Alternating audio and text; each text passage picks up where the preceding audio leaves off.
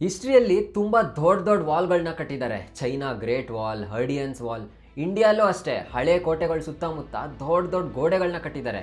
ಇವೆಲ್ಲದರ ಉದ್ದೇಶ ಒಂದೇ, ಹೊರಗಿರೋ ಶತ್ರುಗಳನ್ನ ಒಳಗಡೆ ಬರ್ದಂತೆ ನಿಲ್ಲಿಸೋದು. ಆದರೆ ಹಿಸ್ಟ್ರಿನಲ್ಲಿ ಒಂದು ವಾಲ್ ಇದೆ, ಅದನ್ನು ಹೊರಗಡೆ ಇರೋ ಜನಕ್ಕೋಸ್ಕರ ಕಟ್ಟಲಿಲ್ಲ, ತಮ್ಮ ಸ್ವಂತ ಜನರಿಗಾಗಿ ಕಟ್ಟಿದ್ರು.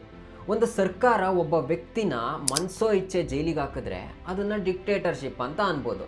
ಆದರೆ ಅದೇ ಸರ್ಕಾರ ಲಕ್ಷಾಂತರ ಜನರನ್ನು ಅವರ ಸ್ವಂತ ನಗರದಲ್ಲೇ ಬಂಧಿಸ್ಬಿಟ್ರೆ ಅದಕ್ಕೇನು ಹೇಳಬೇಕು?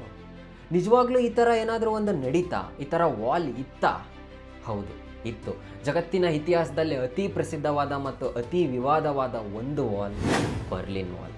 ಆದರೆ ಒಂದು ವಾಲ್ ಹೇಗೆ ಲಕ್ಷಾಂತರ ಜನರನ್ನ ಜೀವನ ಬದಲಾಯಿಸ್ತು? ಯಾಕೊಬ್ಬ ಮಗ ತಮ್ಮ ಸ್ವಂತ ಅಪ್ಪ ಅಮ್ಮನ ನೋಡೋಕ್ಕೆ 28 ವರ್ಷ ಕಾಯ್ಬೇಕಾಯ್ತು? ಕೆಲವರು ಆ ವಾಲ್ನ ದಾಟಿ ಹೋಗೋಕ್ಕೆ ಯಾಕೆ ಪ್ರಾಣನೇ ಕಳ್ಕೋಬೇಕಾಯ್ತು? ಯಾಕೊಂದು ದೇಶ ತಮ್ಮ ಸ್ವಂತ ಜನರಿಗೆ ಇಷ್ಟೊಂದು ಭಯ ಪಡ್ತಿತ್ತು? ಬನ್ನಿ, ಈ ವಾಲ್ ಹಿಂದೆ ಇರೋ ನಿಜವಾದ ಕಥೆನ ಹುಡ್ಕೋಣ.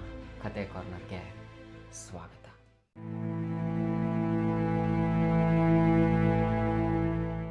ಈ ಕತೆ ಅರ್ಥ ಆಗಬೇಕಂದ್ರೆ ನಾವು ಸ್ವಲ್ಪ ಹಿಂದೆ ಹೋಗಬೇಕು. ಸ್ವಲ್ಪ ಏನೋ ಜಾಸ್ತಿನೇ ಹಿಂದೆ ಹೋಗಬೇಕು.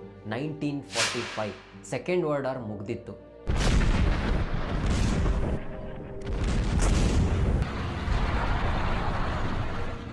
ಹಿಟ್ಲರ್ ಸೋತಿದ್ದ, ಜರ್ಮನಿ ಕೂಡ ಸೋತಿತ್ತು. ಯುದ್ಧ ಮುಗಿದ ಮೇಲೆ ಜರ್ಮನಿ ಅನ್ನೋ ದೇಶ ಅಷ್ಟೇ ಉಳಿದಿತ್ತು. ಆದರೆ ಆ ಜರ್ಮನಿ ಮೊದಲಿನ ಜರ್ಮನಿಯಾಗಿ ಉಳಿದಿರಲಿಲ್ಲ. ಪೂರಾ ದೇಶ ಹಾಳಾಗೋಗಿತ್ತು. ಫ್ಯಾಕ್ಟ್ರಿಗಳಿಲ್ಲ, ರೋಡ್ಗಳಿಲ್ಲ, ಲಕ್ಷಾಂತರ ಜನ ವಾಸ ಮಾಡೋಕ್ಕೆ ಮನೆ ಕೂಡ ಇರಲಿಲ್ಲ. ಈಗ ಪ್ರಶ್ನೆ ಬಂದಿದ್ದು, ಈ ಜರ್ಮನಿನ ಮುಂದೆ ಯಾರು ನೋಡ್ಕೊಳ್ಳೋದು? ಆನ್ಸರ್ ಹುಡ್ಕೋಕ್ಕೆ ಯುದ್ಧ ಗೆದ್ದ 4 ದೊಡ್ಡ ದೇಶಗಳು ಒಟ್ಟಿಗೆ ಕೂತ್ಕೊಂಡ್ರು. ಅಮೇರಿಕಾ, ಬ್ರಿಟನ್, ಫ್ರಾನ್ಸ್ ಮತ್ತು ಸೋವಿಯತ್ ಯೂನಿಯನ್, ಅಂದರೆ ಇವತ್ತಿನ ರಷ್ಯಾ. ಡಿಸಿಷನ್ ಸಿಂಪಲ್ ಅನ್ನಿಸ್ತು, ಒಬ್ಬೊಬ್ಬರು ಜರ್ಮನಿನ ಒಂದೊಂದು ಭಾಗ ನೋಡ್ಕೊಳ್ಳೋಣ ಅಂತ. ಆದರೆ ಆ ಸಿಂಪಲ್ ಡಿಸಿಷನ್ ಮುಂದೆ ಒಂದಿನ ಜಗತ್ತಿನ ಇತಿಹಾಸವನ್ನೇ ಬದಲಾಯಿಸೋ ಪ್ರಾಬ್ಲಮ್ಗೆ ಶುರುವಾಯಿತು. ಯಾಕೆಂದರೆ ಈ 4 ದೇಶಗಳು ಜರ್ಮನಿನ ರೀಬಿಲ್ಡ್ ಮಾಡಬೇಕು ಅಂತ ಅಗ್ರಿ ಮಾಡಿಕೊಂಡ್ರು. ಆದರೆ ಅದನ್ನು ಹೇಗೆ ರೀಬಿಲ್ಡ್ ಮಾಡಬೇಕು? ಇಲ್ಲಿಂದ ನಿಜವಾದ ಜಗಳ ಶುರುವಾಯಿತು. ಮೊದಲು ಎಲ್ಲ ಸರಿಯಾಗೇ ನಡೀತಿತ್ತು. 4 ದೇಶಗಳು ಜರ್ಮನಿನ ರೀಬಿಲ್ಡ್ ಮಾಡೋಕ್ಕೆ ಕೆಲಸ ಶುರು ಮಾಡಿದ್ವು. ಆದರೆ ಸ್ವಲ್ಪ ದಿನ ಆದಮೇಲೆ ಒಂದು ದೊಡ್ಡ ಪ್ರಾಬ್ಲಮ್ ಶುರುವಾಯಿತು ಕಣ್ರಿ.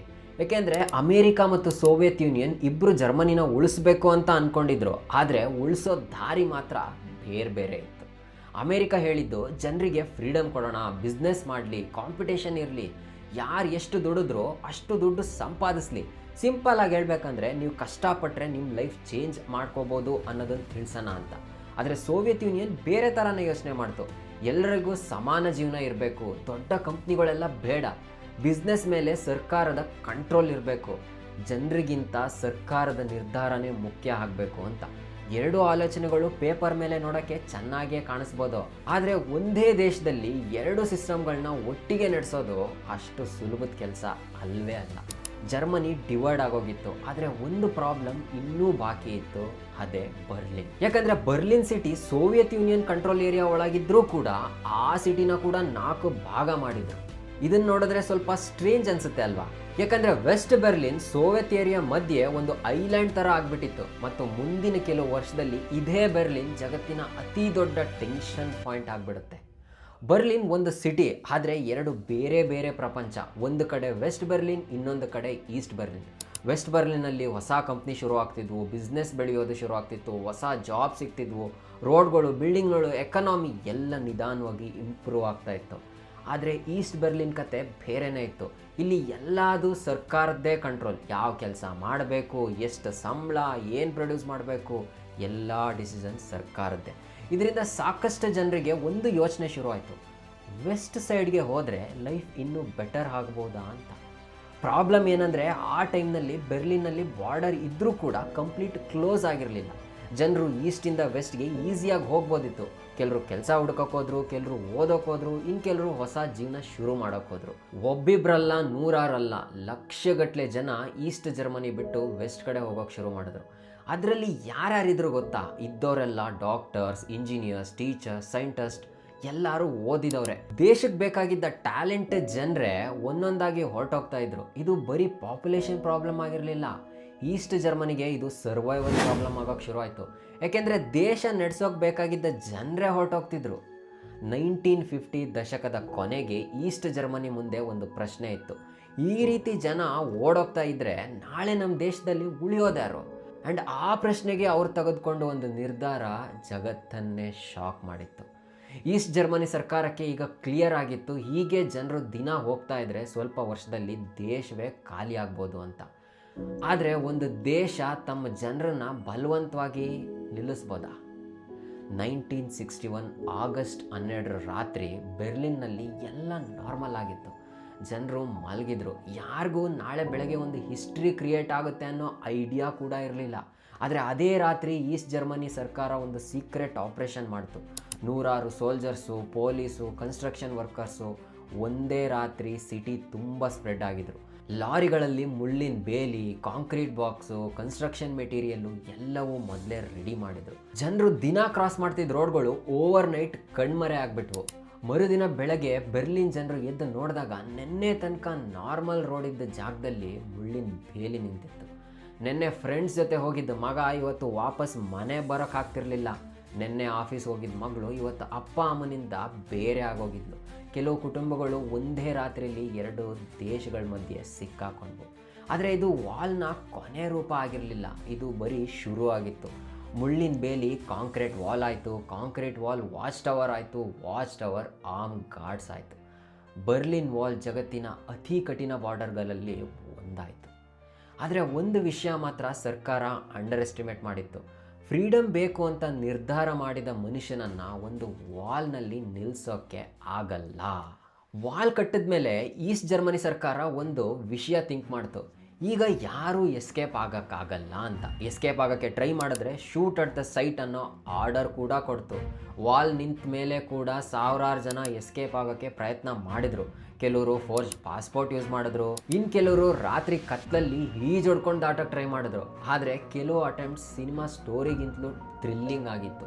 ಒಂದು ಗ್ರೂಪ್ ಸುಮಾರು 145 ಮೀಟರ್ ಉದ್ದದ ಟನಲ್ ತೋಡಿದ್ರು. ದಿನ ಅಲ್ಲ, ವರ್ಷಗಳ ಕಾಲ ಯಾರಿಗೂ ಗೊತ್ತಾಗದೆ ಭೂಮಿ ಒಳಗಡೆ ಕೆಲಸ ಮಾಡಿದರು.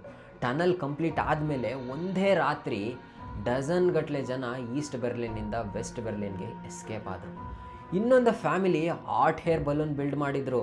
ಬಟ್ಟೆ ಹೊಲಿದು ಗ್ಯಾಸ್ ಬರ್ನರ್ ರೆಡಿ ಮಾಡಿ ರಾತ್ರಿನೇ ಆಕಾಶದಲ್ಲೇ ಬಾರ್ಡರ್ ಕ್ರಾಸ್ ಮಾಡಿದರು. ಆದರೆ ಎಲ್ರಿಗೂ ಈ ಅದೃಷ್ಟ ಸಿಗಲಿಲ್ಲ. ಸಾಕಷ್ಟು ಜನ ವಾಲ್ ದಾಟೋಕ್ಕೆ ಪ್ರಯತ್ನ ಮಾಡಬೇಕಾದ್ರೆ ಗಾಡ್ಸ್ ಫೈರಿಂಗ್ನಲ್ಲಿ ಸತ್ತೇ ಹೋಗಿದ್ರು. ಇನ್ನು ಕೆಲವರು ಬಾರ್ಡರ್ ದಾಟೋಕ್ಕೆ ಮುಂಚೆನೇ ಸಿಕ್ಕಿಬಿದ್ದಿದ್ರು. ಅವ್ರ ಕನಸು ಅದೇ ವಾಲ್ ಹತ್ರ ಮುಗಿದೋಗಿತ್ತು. ಕ್ವಶನ್ ಏನಂದರೆ, ಇಷ್ಟೆಲ್ಲ ಜನ ಪ್ರಾಣನೇ ರಿಸ್ಕ್ ಮಾಡಿದ್ರು ಅಂದರೆ ವಾಲ್ ಹಿಂದೆ ಇರೋ ಜೀವನ ಅಷ್ಟು ಕಷ್ಟ ಇರ್ಬೋದಾ? ಆದರೆ ಯಾರೂ ಅಂದ್ಕೊಂಡಿರಲಿಲ್ಲ 28 ವರ್ಷ ಜಗತ್ತನ್ನೇ ಡಿವೈಡ್ ಮಾಡಿದ ಆ ವಾಲ್ ಒಂದಿನ ಗನ್ ಶಾಟ್ ಇಲ್ಲದೆ, ಯುದ್ಧ ಇಲ್ಲದೆ ಜನರ ಕೈಯಿಂದಲೇ ಬೀಳುತ್ತೆ ಅಂತ. 1961ರಲ್ಲಿ ಕಟ್ಟಿದ್ದ ಆ ವಾಲ್ 1 ವರ್ಷ ಅಲ್ಲ, 10 ವರ್ಷ ಅಲ್ಲ, ಬರೋಬ್ಬರಿ 28 ವರ್ಷ ನಿಂತಿತ್ತು. ಆದರೆ 1980ರ ದಶಕದ ಕೊನೆಗೆ ಜಗತ್ತೇ ಬದಲಾಗೋಕ್ಕೆ ಶುರುವಾಗಿತ್ತು. ಈಸ್ಟ್ ಯುರೋಪ್ನ ಹಲವಾರು ಕಮ್ಯುನಿಸ್ಟ್ ದೇಶಗಳಲ್ಲಿ ಜನರು ಬೀದಿಗಿಳಿದು ಪ್ರೊಟೆಸ್ಟ್ ಮಾಡೋಕ್ಕೆ ಶುರು ಮಾಡಿದರು. ನಮಗೆ ಫ್ರೀಡಮ್ ಬೇಕು, ಎಲೆಕ್ಷನ್ ಬೇಕು, ಟ್ರಾವೆಲ್ ಮಾಡಬೇಕು. ಈ ಕೂಗು ದಿನ ದಿನ ಜಾಸ್ತಿ ಆಯ್ತಾ ಹೋಯಿತು. ಈಸ್ಟ್ ಜರ್ಮನಿ ಕೂಡ ಇದರಿಂದ ಹೊರಗಿರಲಿಲ್ಲ. ಲಕ್ಷಗಟ್ಟಲೆ ಜನ ರೋಡಿಗೆ ಬಂದರು. ಸರ್ಕಾರದ ಮೇಲೆ ಪ್ರೆಷರ್ ಜಾಸ್ತಿ ಆಗೋಕ್ಕೆ ಶುರುವಾಯಿತು. 1989 ನವೆಂಬರ್ 9 ಒಂದು ಪ್ರೆಸ್ ಕಾನ್ಫರೆನ್ಸ್ ನಡೆದಿತ್ತು. ಒಬ್ಬ ಜರ್ನಲಿಸ್ಟ್ ಸಿಂಪಲ್ ಕ್ವಶನ್ ಕೇಳ್ತಾನೆ, ಟ್ರಾವೆಲ್ ರೂಲ್ಸ್ ಯಾವಾಗ ಚೇಂಜ್ ಆಗುತ್ತೆ ಅಂತ.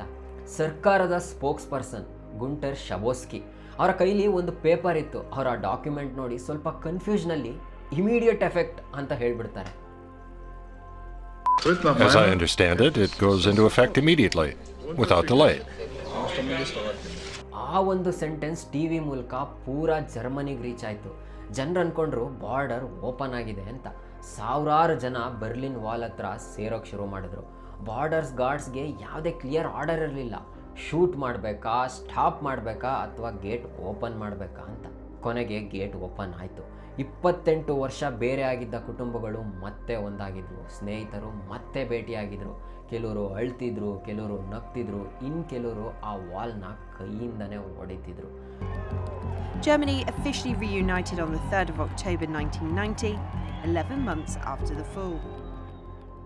ಯುದ್ಧ ಮಾಡಿ ಅಲ್ಲ, ಬಾಂಬ್ ಹಾಕಿ ಅಲ್ಲ, ಜನರ ಇಚ್ಛೆ ಒಂದು ವಾಲ್ಗಿಂತ ದೊಡ್ಡದ್ದು ಅಂತ ಜಗತ್ತಿಗೆ ತೋರಿಸಿದ್ರು. ಬರ್ಲಿನ್ ವಾಲ್ ಬಿದ್ದಿದ್ದು ಬರೀ ಕಾಂಕ್ರೀಟ್ ವಾಲ್ ಬಿದ್ದಿದ್ದಲ್ಲ, ಒಂದು ಆಲೋಚನೆ, ಒಂದು ವ್ಯವಸ್ಥೆ ಮತ್ತು ಭಯದ ಮೇಲೆ ನಿಂತಿದ್ದ ಒಂದು ಗಡಿ ಅದು ಕೂಡ ಬಿದ್ದಿತ್ತು. ಇವತ್ತು ಬರ್ಲಿನ್ ವಾಲ್ನ ಕೆಲವು ಪೀಸಸ್ಗಳು ಮ್ಯೂಸಿಯಮ್ಸ್ನಲ್ಲಿದೆ, ಕೆಲವು ಜಾಗದಲ್ಲಿ ಅದರ ಗುರುತುಗಳು ಮಾತ್ರ ಉಳಿದಿದೆ. ಆದರೆ ಆ ವಾಲ್ ಕಲಿಸಿದ್ದ ಪಾಠ ಇವತ್ತಿಗೂ ಜೀವಂತವಾಗಿದೆ. ಯಾಕೆಂದರೆ ಒಬ್ಬ ಮನುಷ್ಯನ ಫ್ರೀಡಮ್ನ ಸ್ವಲ್ಪ ಸಮಯ ಮಾತ್ರ ತಡಿಬೋದು, ಆದರೆ ಶಾಶ್ವತವಾಗಿ ಬಂಧಿಸಿಡೋಕ್ಕೆ ಯಾವ ವಾಲ್ಗೂ ಸಾಧ್ಯ ಇಲ್ಲ. ನಿಮ್ಗೇನನ್ಸುತ್ತೆ? ನಿಮ್ಮ ಅಭಿಪ್ರಾಯನ ಕಮೆಂಟ್ನಲ್ಲಿ ತಿಳಿಸಿ. ಈ ವಿಡಿಯೋ ಇಷ್ಟ ಆಗಿದ್ರೆ ನಿಮ್ಮ ಫ್ರೆಂಡ್ಸ್ಗೆ, ಫ್ಯಾಮಿಲಿಗೆ ಎಲ್ಲರಿಗೂ ಶೇರ್ ಮಾಡಿ ಆ್ಯಂಡ್ ಕತೆ ಕಾರ್ನರ್ ಚಾನಲ್ಗೆ ಸಬ್ಸ್ಕ್ರೈಬ್ ಮಾಡಿ. ಮತ್ತೊಂದು ದಿನ ಮತ್ತೊಂದು ವಿಡಿಯೋದಲ್ಲಿ ಸಿಗ್ತೀನಿ. ಅಲ್ಲಿವರೆಗೂ ಕೀಪ್ ಕ್ವಶ್ಚನಿಂಗ್, ಕೀಪ್ ಲರ್ನಿಂಗ್. ನಮಸ್ಕಾರ.